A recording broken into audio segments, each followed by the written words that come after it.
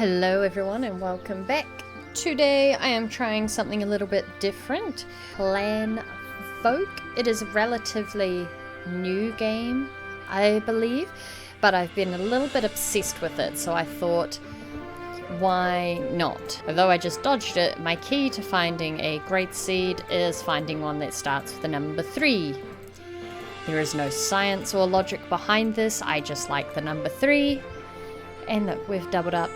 We are going to keep everything pretty basic, although I've never noticed this.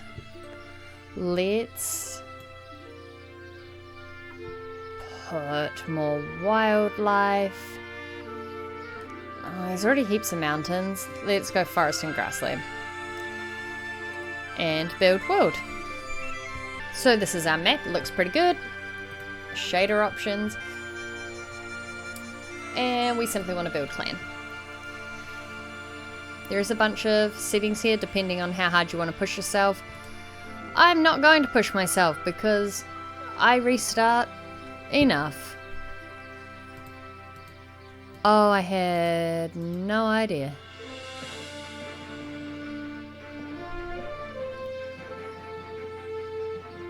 Huh. We're gonna go with Macintosh. If you get it, you get it. And it does love to try and force you. I am skipping the tutorial. I'm going to pretend I know what I'm doing. I've played it a few times, we should be good.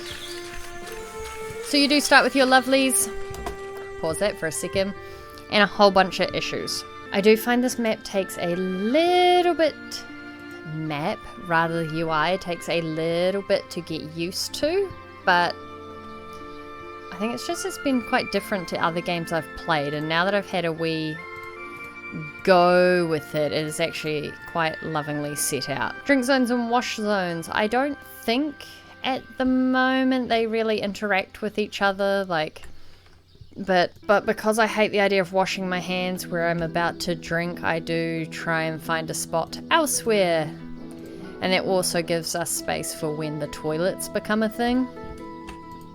Which aren't even toilets initially, they are poop holes. Rocks, branches, and berries right next to us.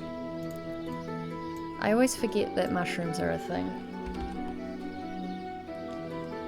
However, the neat thing is it will let you know what you need, and as you gather those items, speed it up a bit, it actually prompts you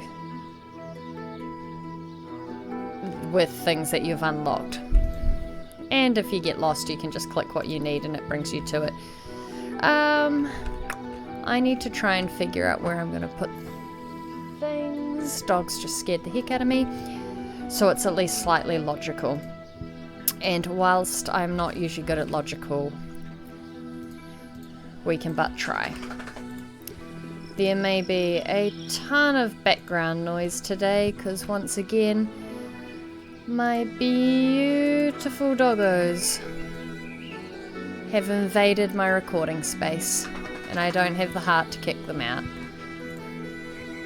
Plus, when they lay down, they keep my toes warm. One neat thing, especially if you right-click that by accident and get rid of things, anytime there's something new, a little padlock shows up. The ideas menu is neat enough that it actually shows you the next steps as you're unlocking it. It doesn't show you too far forward, but I find that's quite helpful. Part of me really wants to know, right, I always want at least 2 of them ready to go. Part of me wants to know what, everything that is available, so I can plan a layout and make it pretty, but then also I have to keep changing things as I go. And I'm not that good at layouts anyway, so I don't know why it bothers me. We could click on skills and bring everyone up, but if you do just click, everyone kind of has something they like and don't like, and some have a modifier, which is really neat. I believe there is a setting to make these absolute. So at the moment, say the top ones seem to take priority, and kind of anything within there is priority. Whereas you can change a setting that makes it absolute, that medical will be done first. But for now, we've kind of got cook and cut trees rather, repair, I always forget what that one is, crafting and building, harvest, mining, repair, gathering clothes, harvest, see, and he hates repair, so we just get rid of that. And we bring plants to the top. I didn't actually check these. Like, she loves crafting and she loves repairing, so she's good there, but she ain't wanting to hunt for us. He has sorted himself out. The kids can do stuff. Oh, we love a kid that cleans. The babies, however, they spend most of their time kind of waddling around and then being nursed by their mums, so what can you do? Right, we can clear grass now. This also works on the reeds, so that will be good for actually giving us some areas to do water-based activities. I do quite thoroughly enjoy this music.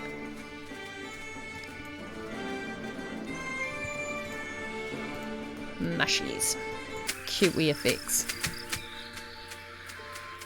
I do find what I have to be careful of with this game is I tend to load them up with too many things to do, and under tasks you can see, is someone hurt? Catherine. Or Catherine, rather.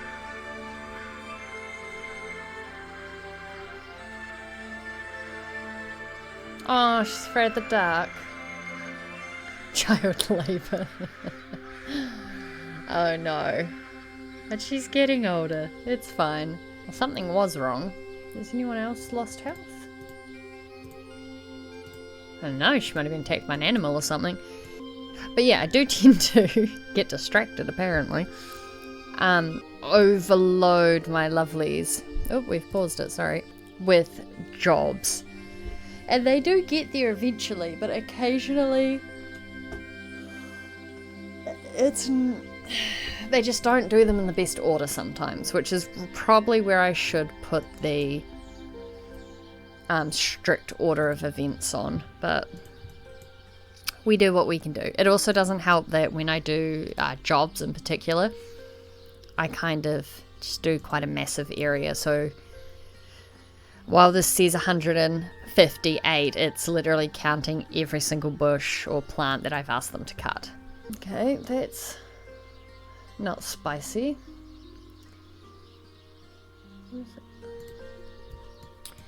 The sleeping always takes forever. What is that? Oh, a hen. I still haven't figured out much to do. Like, we came in with the hens and a rooster, and I've gotten as far as being able to like build a barn-esque building and like fences and things, but hasn't been very intuitive for me to figure out, oops-a-daisy, for me to figure out how the kind of taming works. But I don't know also if it's just because I haven't done the right amount of something for it to unlock the taming skills. And of course every morning the time goes back to normal speed, which is slightly painful if I'm not paying attention. Wait, which one was injured? No, your health is way down. What? So there is a Catherine. Catherine, Lachlan, Katrin, Rory, Rochelle, Agnes, and Joseph. Right. I haven't really had a chance for it yet, but this should be fascinating, however this works out. But it would seem that our lovely pessimistic mother here and a shirtless father are breeding babies that are afraid of the dark. I do like the sounds in this too, like even that harvesting sound is quite peaceful. We will eventually get an axe that we can chop all these down. And thankfully if you run out of stuff, or if you need a tool, the game is very clear about what you need. And naturally I'm going to give them way too many jobs, because why not? Some jobs they do manage to complete, and they do it very quickly. Right, we always want there to be 30. I don't really care about the others. I can't remember where to make eel traps. Oh, it's normal. Okay. We will have a couple of eel traps. Oh, and we do have inventory up here, which is good when it's coupled with down here. You have your schedule, and you also have how many days worth of food you have left. Surprisingly, very helpful. Another really cool thing this has, because how do I word this? The food deteriorates, especially if it's left on the ground and outside. That's the worst combo. Hence why you can. That's the fire pit. There is a storage. Serving baskets. You can keep stuff off the ground. But to help not get decaying food or decomposing food, say I wanted 10 eels and then they'll wait for tomorrow, and I can put it on replay. So for that particular eel trap, every day they will try and get 10 eels and then they will stop. So if we do that for all 3, which seems ridiculous, the thing is, everything that involves fire spits embers. So it's realistic and we like that. But also, it's very easy to burn your entire place down, which is great, not great. Where am I going? Here it is. In this area that could potentially burn. I'm not sure why it's not letting me put it there, but what can you do? So what we can do instead, I'm going to put it back a little bit further, simply because I will eventually put this in a little hut. We're low on food. Right, until the eels... Oh, actually, speaking of eels, cook 30, wait till tomorrow, repeat. And I've only recently discovered this, but there's an auto haul, so that the person crafting or using that area can actually move stuff on. They don't have to wait for anyone else. And in theory we will get some eels tomorrow, but we might just gather some berries just in case. I do believe we need to collect some mushrooms, and that should unlock something for us to put the mushrooms in. And then you dry them out and you get num-nums. I don't know what's happening. I suddenly need like the biggest nap. I'm getting tired. Let's drink some coffee. Delicious. We've been picking some berries and some mushrooms, but they're going down as fast as they're going up, which means you should see the little eels. It is very cute, especially once these storage things get going. Once stuff goes in there, you can actually see them. And I just find that very helpful. I can put gravel under there, I think. Yeah, Agnes. Make us a storage. Right, we're moving. Here it is. The poop holes have been found. Thing is too, which is quite a nice add-on, I guess. The poop holes fertilize the area around them. So if you can place them and actually build gardens around it, sounds odd, I know. Oh, dirt paths, yay. The food will actually grow faster. And eventually they do start watering them as well, which is really handy dandy. Right, we can gather clay. Clay is good. There we go. See? Berries and mushrooms. You click on it, berries and mushrooms. As you can probably guess, we kind of desaturated area shows you the life expectancy.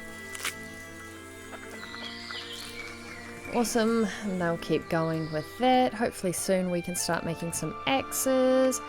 Yes, we want 2 of them at all times. And, oh, twine.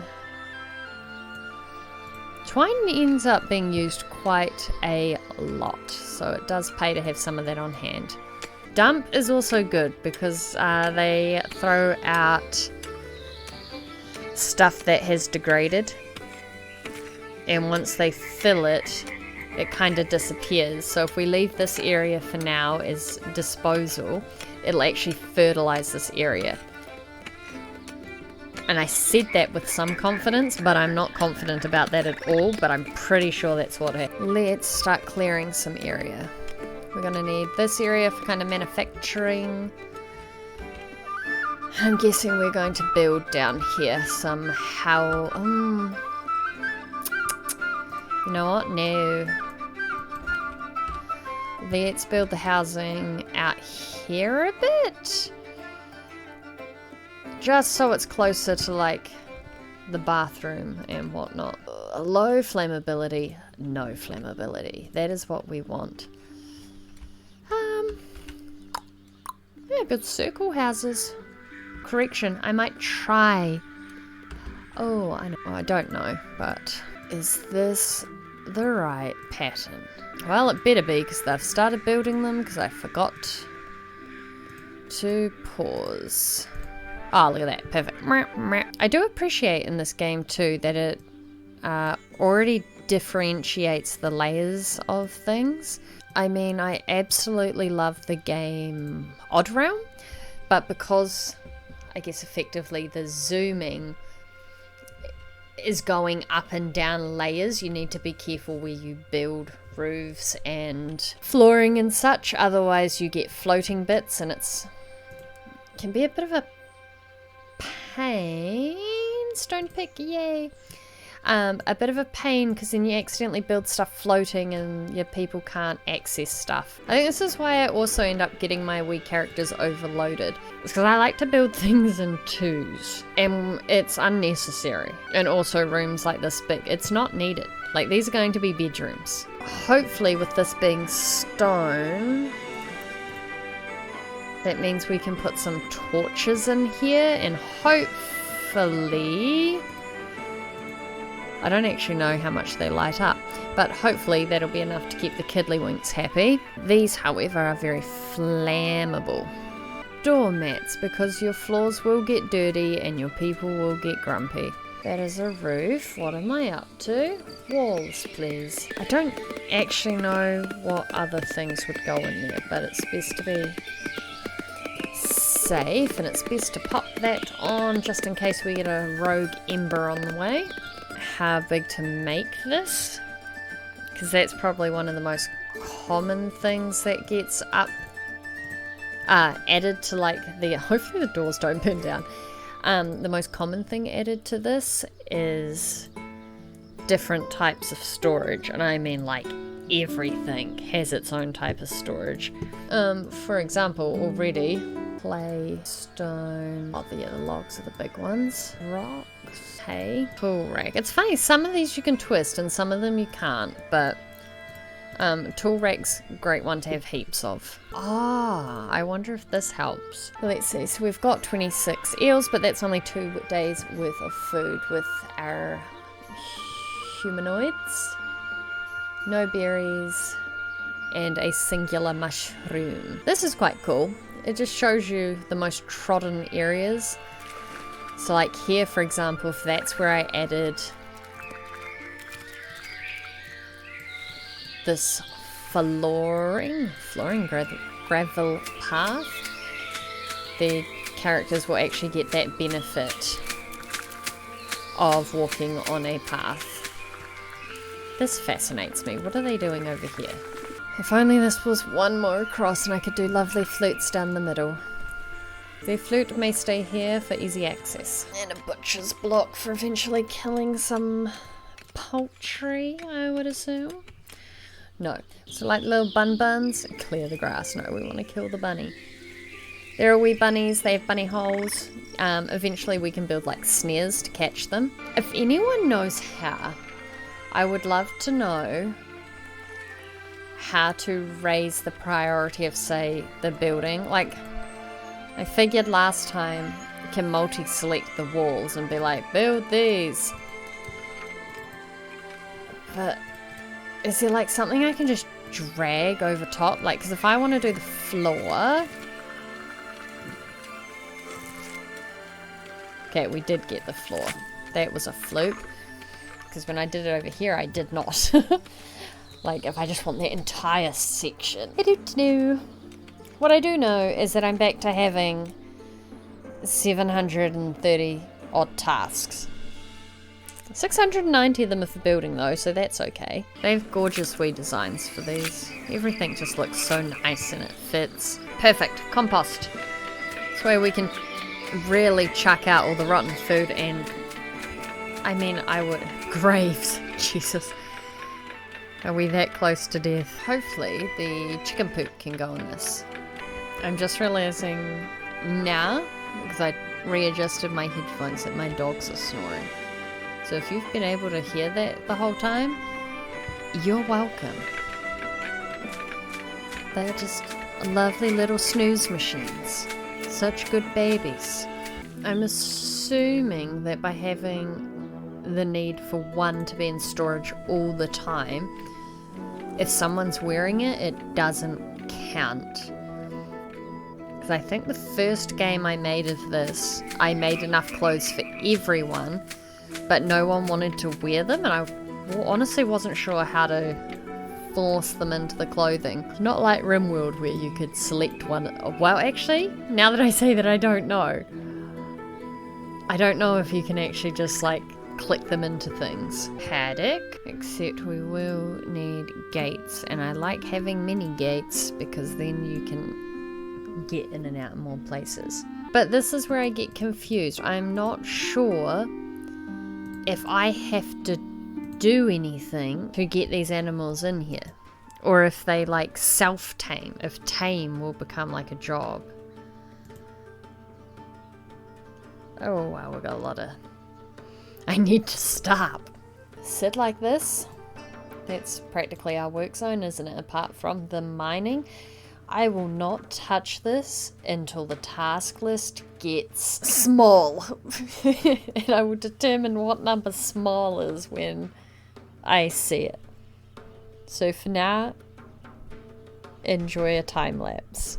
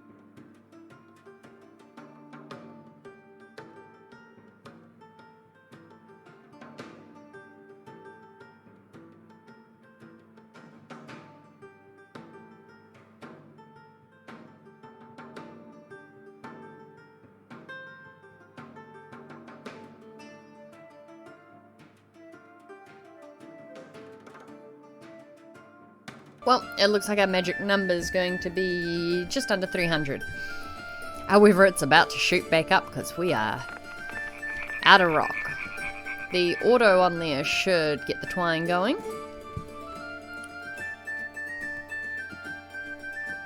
I'm not sure what that is, but I think I can take a guess. Let's get them busy again. Awesome. Barn doors and branch gates, which are special. Animals cannot deal with them. Oh. Poop accessories. That's delightful. We might need to move the water over here and move this up here. But that does bring us to day 10. And so far we don't have a roof over our head, but we have the making of a paddock, a eating zone, some basic storage kind of sorted out, and a crafting area.